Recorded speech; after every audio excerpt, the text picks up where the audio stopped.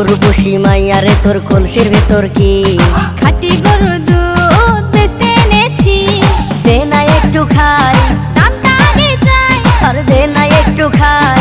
দামটা আগে চাই, তোদের মতো ভিড় খাওয়াদের চেনে রেখেছি।